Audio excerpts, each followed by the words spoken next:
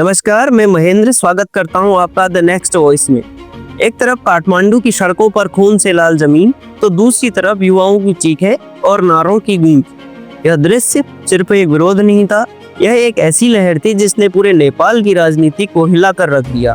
सवाल उठ रहा है, क्या संसद भवन और राष्ट्रपति भवन को आग के हवाले करना, मंत्रियों को सड़क पर घसीटना और उन्हें अपमानित करना सही था?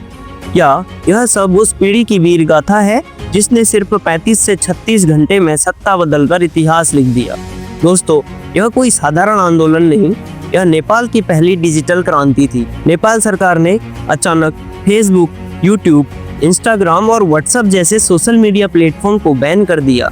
वजह बताई गई फेक न्यूज और अफवाहों को रोकना, लेकिन असल में यह कदम युवाओं की आवाज दबाने जैसा लगा। पहले से ही भ्रष्टाचार, बेरोजगारी और असमान अवसरों से जूझ रही नई पीढ़ी अब और बर्दाश्त नहीं कर सकी।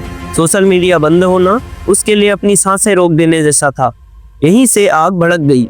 कुछ ही घंटों में काठमांडू से लेकर पोखरा और विराटनगर तक हजारों युवा सड़क पर उतर आए। यह आंदोलन शांति से शुरू हुआ, लेकिन जल्द ही पुलिस की लाठियों और आंसू गैस के गोले ने इसे हिंसक बना दिया। संसद भवन पर पथराव हुआ, राष्ट्रपति भवन की दीवारें जलते टायरों से घिर गई और मंत्रियों पर खुलेआम हमला हुआ। सरकारी रिपोर्ट के अनुसार कम से कम 26 लोग मारे गए और 600 से अधिक युवा घायल हो गए। कर्फ्यू लगा दिया गया, इंटरनेट बंद कर दिया गया और सेना को सड़कों पर बुलाना पड़ा।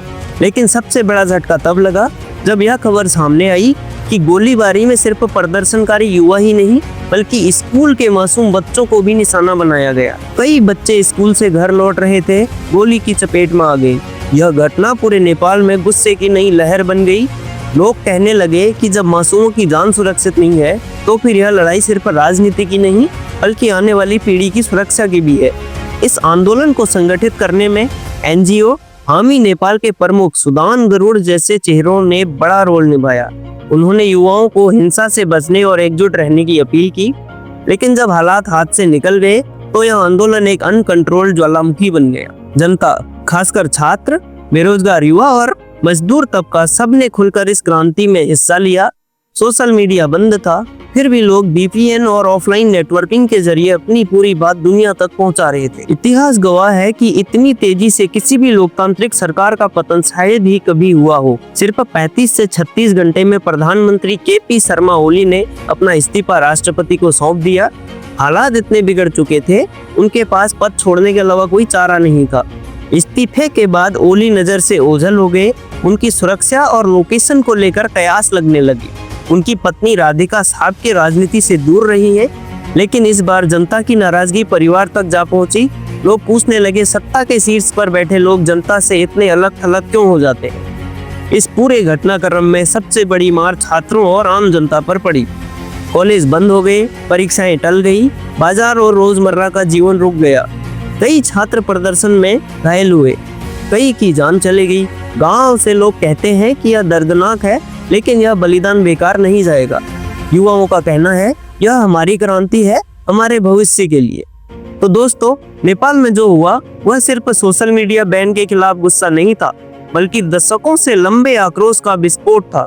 यह आंदोलन यह भी दिखाता है कि जब युवा जागते हैं तो सत्ता बदलने में घंटों से ज्यादा वक्त नहीं लगता है। लेकिन साथ ही यह सवाल भी उठता है, क्या हिंसा और आगजनी किसी भी लोकतांत्रिक आंदोलन का रास्ता हो सकती है, या यह देश को और गहरे संकट में धकेल देती है? मैं हूं महेंद्र, आप देख रहे हैं द नेक्स्ट वॉइस। आपको क्या लगता है, क्या नेपाल की इस पहली डिजिटल क्रांति से स्थायी बदलाव आएगा या हालात और बिगड़ेंगे? कमेंट में अपनी राय जरूर दें।